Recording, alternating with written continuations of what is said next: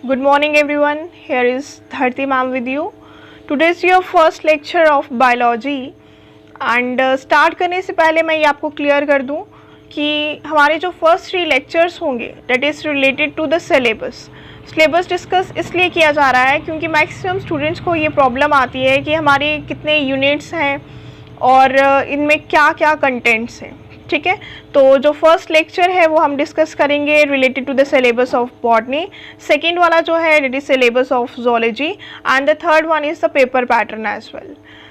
आपका जो बायोलॉजी का पेपर होता है वो 100 मार्क्स कैरी करता है और ये 3 आवर्स का होता है. फर्दर बायोलॉजी 2 पार्ट्स में डिवाइडेड है, zoology section and botany section, और ये दोनों ही सेक्शंस जो हैं सेक्शन ए और सेक्शन बी कैरी करती है 35 मार्क्स. क्लियर. देन आपका जो पेपर है 70 मार्क्स का थ्योरी का होता है और 30 मार्क्स का प्रैक्टिकल का होता है. मतलब 35 आपका बॉटनी था, 35 जोलॉजी था, टोटल करें हम तो हमारे पास आते हैं 70 मार्क्स. देन जो प्रैक्टिकल है उसमें भी फर्दर डिवाइडेड है botany section and zoology section. Now let us see the section A botany. इसमें आपके पास टोटल 4 यूनिट्स हैं और इन्हीं 4 यूनिट्स को आपने प्रिपेयर करना है अच्छे से. फर्स्ट जो आपका यूनिट है that is a diversity of life. Diversity of life जो है ये कैरी करता है 8 मार्क्स. ठीक है, इसमें जो फर्स्ट टॉपिक है that is a variety of living organism. जितने भी ऑर्गेनिज्म हैं हमने सबको देखना है, उनकी वैरायटी देखनी है कि किस तरह से वो डाइवर्सली प्रेजेंट हैं पूरी यूनिवर्स में और पूरे वर्ल्ड में. Then we have the next one is need, history, classification. इसमें आपके पास आर्टिफिशियल, नेचुरल और फाइलोजेनेटिक सिस्टम है. ठीक है. Then we have the systematics and biosystematics. ये दोनों ही आपने देखने हैं topics. Then next we have the binomial nomenclature. आपने देखा होगा जब भी आप साइंटिफिक नेम पढ़ते हैं तो उसमें 2 वर्ड्स यूज़ किया जाते हैं. First one is the genus and the second one is the species.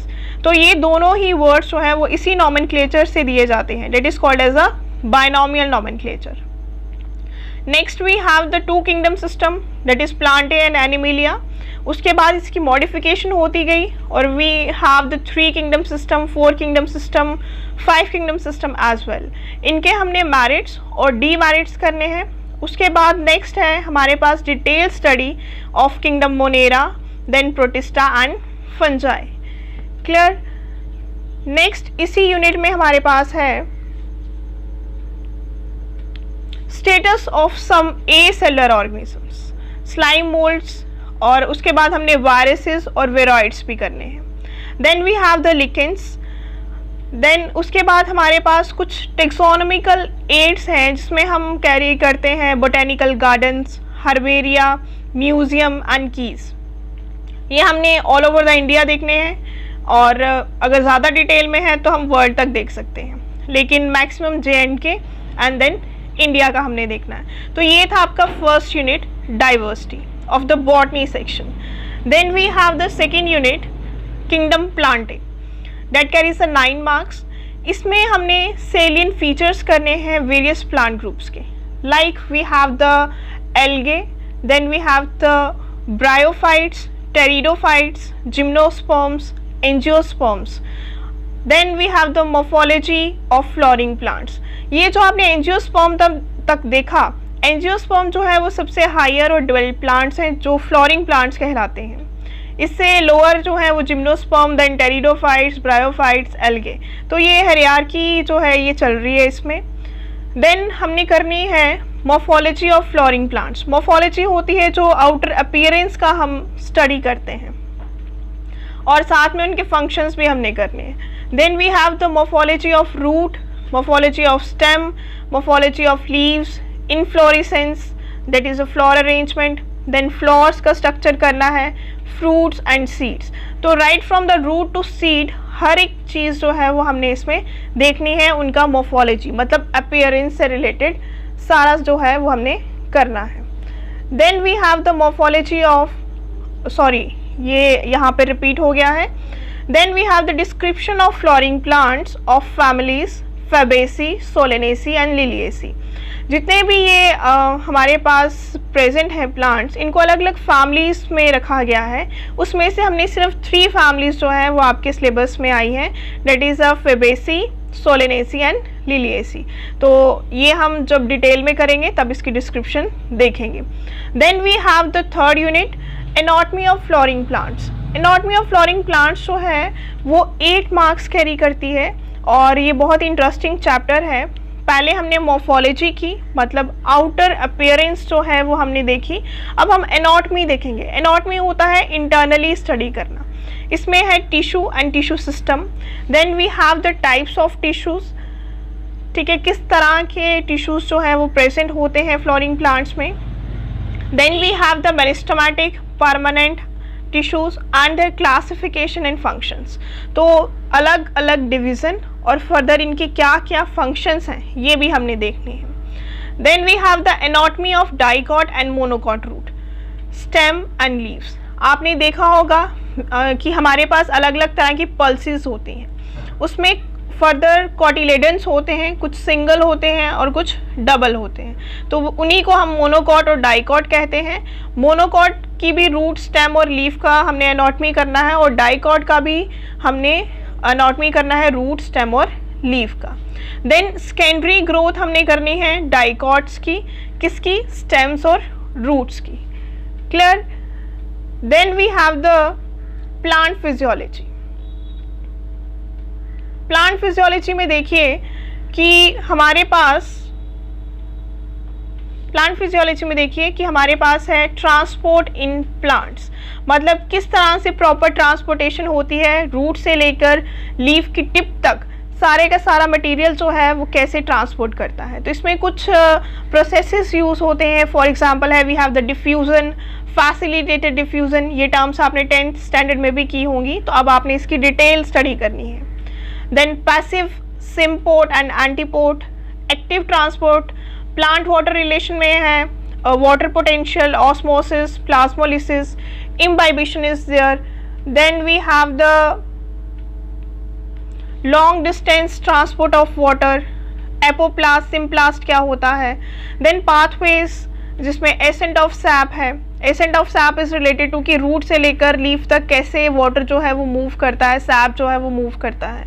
Then root pressure theory, ये हमने प्लांट फिजियोलॉजी में है। देन इसी में हमारे पास है transpiration pull theory, cohesion tension theory जिसे हम कहते हैं। देन ट्रांसपायरेशन की types, significance, mechanism of opening and closing of stomata, जो आपने 10th स्टैंडर्ड में किया है। अब हम इसे फर्दर डिटेल में करेंगे।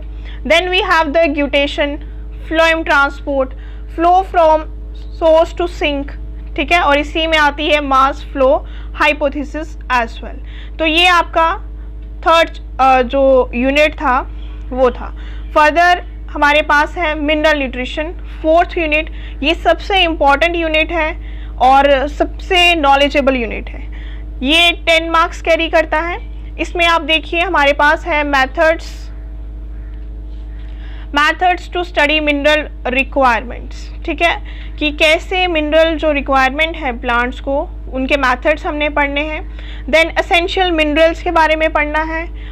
एलिमेंट्स का क्राइटेरिया क्या है for essentiality of nutrients. Then we have the essential elements like the micro and macro nutrients are there, उनका क्या रोल है, अगर उनकी डेफिशिएंसी हो जाए तो उनके क्या सिम्टम्स हैं।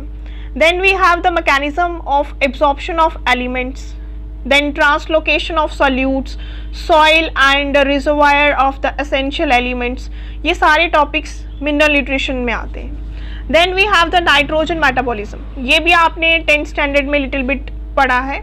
उसके बाद nitrogen cycle is there, then biological nitrogen fixation, photosynthesis, historical background and site of photosynthesis, then pigments जो photosynthetic pigments हैं वो। उसके बाद है mechanism जिसमें हमने light reaction पहले से 10th standard में किया है आपने। अब आपने further detail में करना है PS1 and PS2 and photophosphorylation as well। उसके बाद है cyclic and non cyclic photophosphorylation, dark reaction, dark reaction को हम बायोसिंथेटिक फेज भी कहते हैं। Then we have the Calvin cycle, जिसे हम C3 साइकिल कहते हैं, C4 साइकिल इज देयर। फिर सारे के सारे फैक्टर्स जो फोटोसिंथेसिस को अफेक्ट करते हैं वो हमने करने हैं। Then we have the photo respiration, then respiration में भी हमने इसकी इंट्रोडक्शन, मैकेनिज्म में आपने देखा था 10th स्टैंडर्ड में कि ये स्टेप्स होते हैं। First one is the glycolysis, जिसे हम फर्दर कंटिन्यू करते हैं, Krebs cycle is there, then electron transport system is there. तो ये तीनों स्टेप्स मैकेनिज्म में आती हैं।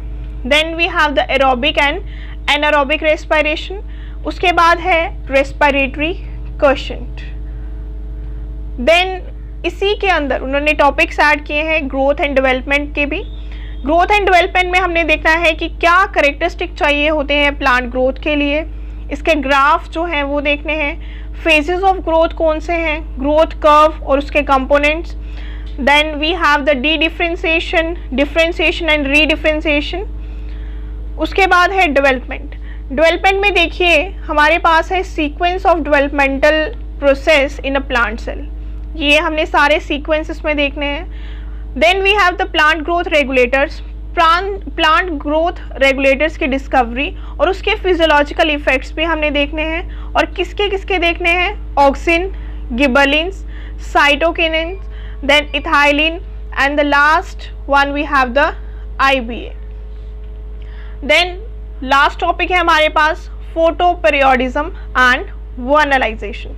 तो टोटल आपके पास 4 यूनिट्स हैं और 4 यूनिट्स में आपका जो फर्स्ट यूनिट हमने देखा that is diversity of life, that carries 8 marks. Then next we have the kingdom plantae 9 marks. Then we have the anatomy of flowering plants that is 8 marks and in last we have the mineral nutrition that carries 10 marks. तो ये सारे का सारा आपका syllabus है botany section का सिर्फ, ठीक है। So this is all for today and we will continue in the next lecture. Have a nice day.